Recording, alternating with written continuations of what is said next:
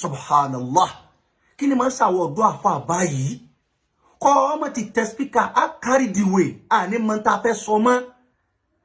baba ti sọ̀rọ̀ kára yo wo le wa leri ara we ya pa nsọ̀rọ̀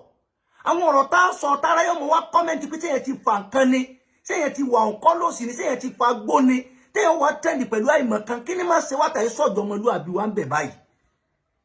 nínú tí ma bá yẹn nu jeju ni ke mo sọ pé aba ti yo wa báyìí ku nbe kí ló kù mọ́ Markaz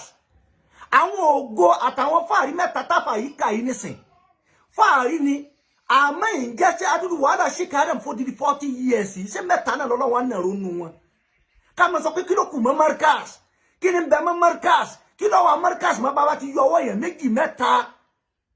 adúrú bí bàbá ti ṣe wàhálà tó fọ́n ṣe ìlú àrùbáyìn lójú ẹ̀mí wọn táwọn yẹn ṣe ń jáde lọ́dọọdún nílé Kewu tó ṣe wàhálà bá tó wọ́n sọ fún àwọn pé izhabu fil ardi kal ashbal wa mududatuban ẹ̀fọ́ kásórílẹ̀ ẹ̀ lọ́ọ́ ní máa kọ́ àwọn èèyàn alimu nasa uluma laysa yadriha rijal ẹ lọ le ma kọ́ yẹn Kewu ẹ ma wá ìmọ̀ ẹ ma kọ́ àwọn yẹn tan yẹn sì gbọ́rọ̀ sí Sheikh Adam lẹ́nu tí kálukú wá dale Kewu le tí wọ́n jẹ́ fáàrí tó jogo fún Sheikh Adam mẹ́ta la fa yi wa ka pé kò sí nǹkan kan mọ́ Markaz mo bá bàbá wa Sheikh Daud Alfan la dúpẹ́ adamallahu ayata wa afiyata bẹ́ẹ̀ na mo bá bàbá wa Al-Gamawi dúpẹ́ bẹ́ẹ̀ na mo bá bàbá wa Al-Kaitu dúpẹ́ Ọlọ́run bá ṣe nàró àwọn náà nínú fáàrí Markaz àmọ́ wọ́n pọ̀ jù bẹ́ẹ̀ lọ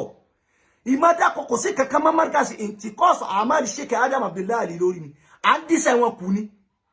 adudu àwọn yẹn tó jáde lójú ẹ̀mí wọn yìí adudu àwọn yẹn tó jáde lẹ́yìn wọn yìí ẹ̀yin yìí gan tẹ́ sọ̀rọ̀ ṣe bí Markaz ni yín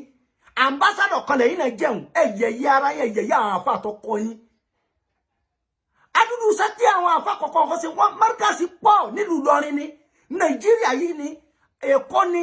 kábọ́sí Abidjan ni Kotonou ni Saidul Haji ni Ghana ni everywhere àwọn yẹn ṣiṣẹ́ kullu hisbin bima ladayhim farhun kò sẹ́ni Ọlọ́run bọ̀ dálare ká máa sọ pé kí ló kù mọ́ Markaz kí ló kù mọ́ Markaz kí ló kù mọ́ Markaz ndi iṣẹ́ Sheikh Adam kù ní iṣẹ́ Ọlọ́run bàbá yìí pọ̀ jù báyìí lọ kí ni máa fẹ́ ata máa fẹ́ dá wàhálà lẹ̀ táwọn èèyàn máa fẹ́ máa create wàhálà sáàrin ara wa sí báyìí ẹ dákọjá mọ tá bá sọ fa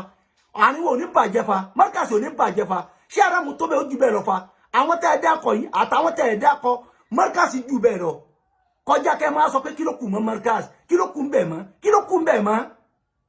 ó burú já ko yẹ kó máa rí bẹ́ẹ̀ kò yẹ kẹ́ máa sọ ọ̀rọ̀ ni ọ̀rọ̀ ni já la pa tá bá ní kí ló kù mọ́ Markaz ẹ já dákọ ayé ni ko kan na Ọlọ́run tẹ́ wọ́n gba bàbá yìí Ọlọ́run bá ṣàlékún kẹ́ wọn Ọlọ́run bá ṣàlékún gẹ̀ wọn kọjá ìwọ̀n dá kó bá jẹ́ bàbá mudiru Markaz ogun kí la ma dá mara sí báyìí قد دعوا إذا كما جمع الدور وعلى عليه والسلام عليكم ورحمة الله وبركاته